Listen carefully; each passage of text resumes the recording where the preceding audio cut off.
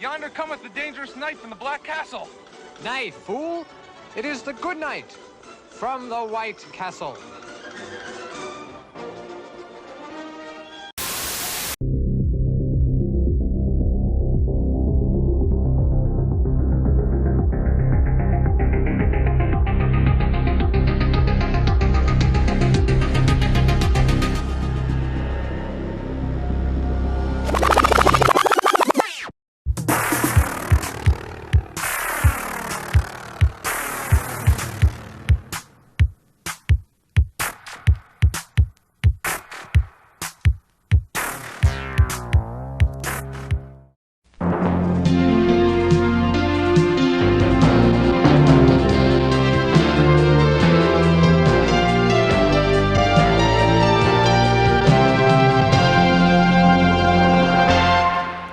Welcome back to the Vortex, the video Vortex, and also Traumatic Experience, that long dead series that we did many years ago that we had Doggy Tales was the thing that was the final bullet that put the series down. So we and took, also Crapsterpiece. Oh no, no. We did it. Might as well be, but we took all of the Troma movies instead of like doing just a Troma show. We just kind of threw them into the video Vortex pile. Throw them like that, right over into that. And so every once in a while, we'll spin that wheel, and what do you know? It lands on a Troma movie. And the funny thing is, it's a year to the, well, not to the day, but a year to the month that we last spun the wheel and it landed on a Troma movie. Last September, 2024, we did Dead Dudes in the House. And that one, ooh. Yeah. Just when you thought it couldn't get any worse. Oh, is that what you took the words right out of my mouth. Wow, we're right on the wavelength there. We land on Stuck on You! Exclamation point. God almighty, what a corny ass movie this was. Yeah, you can tell what they're trying to do, right? It's Troma's version of a 80s sex comedy, like Porky's, et cetera, et cetera, et cetera. Anyone, pick your poison sex comedy. But let's just take all the actual elements that make a story good and just throw in as much, slapstick and sex. That's a little bit of that Mel Brooks History of the World. Yeah, or the Zuck. What is the Abrams? Zuckers and Abrams with the airplane. The airplane. Airplane crew. Yeah, like that movie, that Val Kilmer movie, Top Secret. Like it's got some elements of that. Yeah. Except just obviously they're not able to execute on that level, right? Yeah. Troma level that. Yeah. So that means it's Troma level budget, Troma level, over the top silliness, gross humor. But without any of the endearing things that make something like the Toxic Avenger or Class of Nukem High fun. Yeah. Without any of those elements. I mean, there's some stuff in like any comedy. There's always something funny in there, and there's some stuff that's funny in there, but mostly it's just so goofy. Yeah. If you're laughing at anything, it's just like you're slowly going insane is why you're laughing. It's not because it's actually funny. I mean, everything from, just every nasty sex joke you can think of, all the way to chicken porn. Yeah. Like, and I'm not making up a term. Like that happens in this movie. Oh my God. And like then they have these flashbacks of like Romeo and Juliet stuff, but it's like caveman stuff. 80s sex comedy humor level.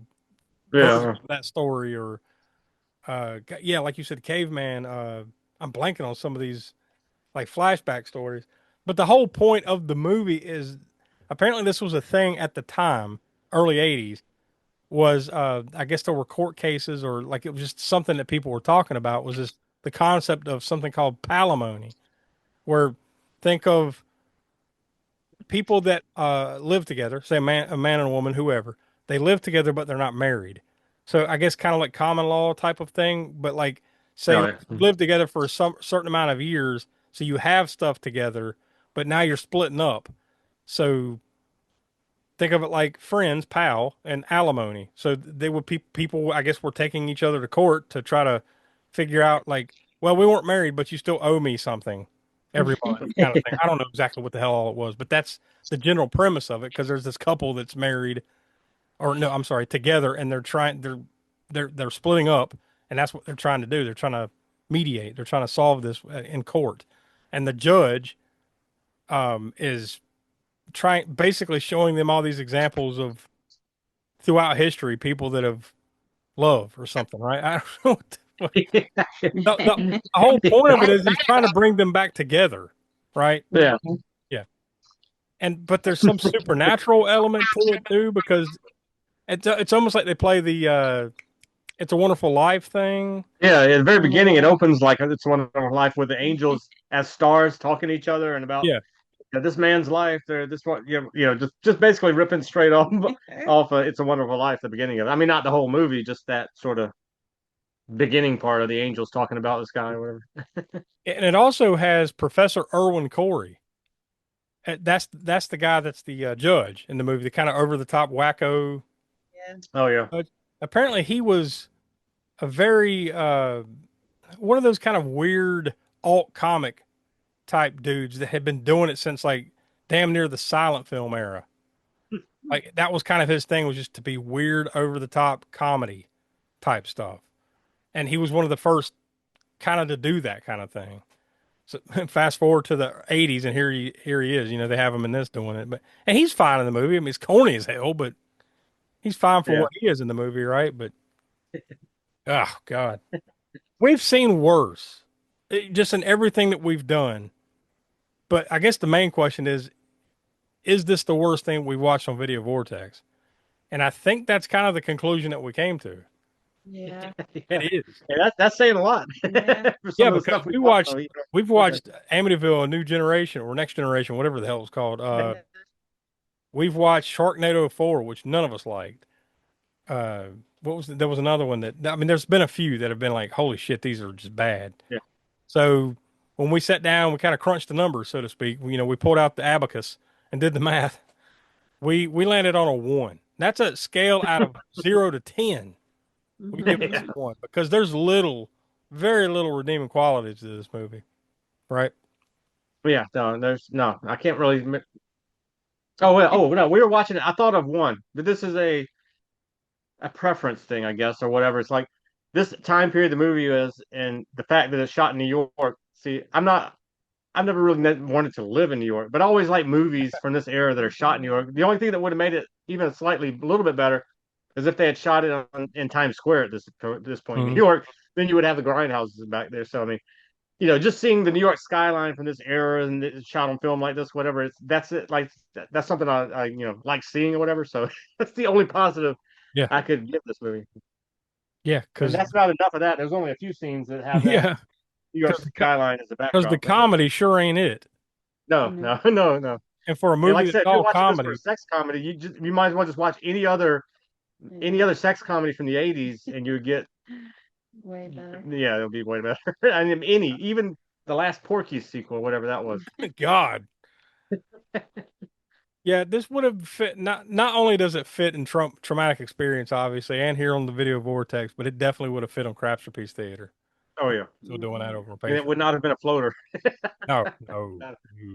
Nowhere near. Not even whatever the middle thing was we had.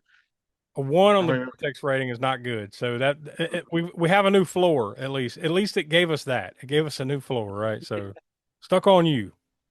Don't watch it.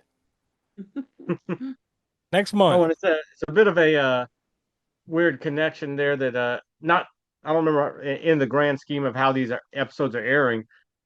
Not too long ago, we watched Revenge of the Ninja, which there's a scene that's stuck on you. The title is kind of like there's a sex scene where they get stuck together, right? And then Revenge of the Ninja, because of glue, literally because of glue. Yeah, they get stuck glue together. themselves together. However, in Revenge of the Ninja, these two get stuck together because the ninja assassin blows a dart into the guy's neck, and he's like in the hot tub when he's with the girl or whatever. Yeah. And I guess they get stuck together and brought out on a gurney, right? And the guy's like, it's going to take a jackhammer to get them apart, So what are the odds that we'd have another movie with two people stuck together? Yeah, within a very short time frame here. Yeah. And it's the title of the movie. If anybody can do it, it's here on the Spook Show. We can pull it off. We've done it again. I don't know what we've done, but we've done it. Yeah. Next month, October. So that means wall-to-wall spooky. even here on the Vortex. So obviously every Monday at 6 p.m. East, we have new episodes of the All American Spook Show podcast to come out. So we're going to be going all kinds of cool. We got new horror. We'll have old vintage horror. We'll have everything going for the month of October there. But that comes on over to the Video Vortex here. And usually we spin a wheel, but this time we kind of decided to kind of watch something purposefully. So since we're in the month of October, and we're also leaning a little bit heavier into the Halloween theme this year. That's kind of our loose theme that we're trying to pull off. So we decided to go with Jacko from 1995. I've never seen it. I know about it. I've seen the poster. Tiana's the only one that's seen it. Okay, there you go. I've got a fairly low expectations, but we'll see. It's got to be better than what we just watched, right? It's got to be. Yeah. It's definitely, it's definitely that. Okay. So at least there's that. So there you go. So come back. Yeah. So I don't know if that's saying much, but it's better than Stuck on You. I don't know that like really. I said, we got the new floor. So as long as it's above the floor, I'm good with that. So yeah, come back next month for Jacko. Like I said, lots of cool stuff coming in the month of October here on the All American Spook Show podcast, and also check out the other series we have here on YouTube, including Hammer Horror and Order and Grindhouse Gutter. Lots of cool stuff planned for October there too. So stay with us, stay on the channel, stick around, subscribe, and all that jazz. And we thank you for watching. King Arthur and his lady Queen Guinevere revolutionized the lovers' quarrel. From head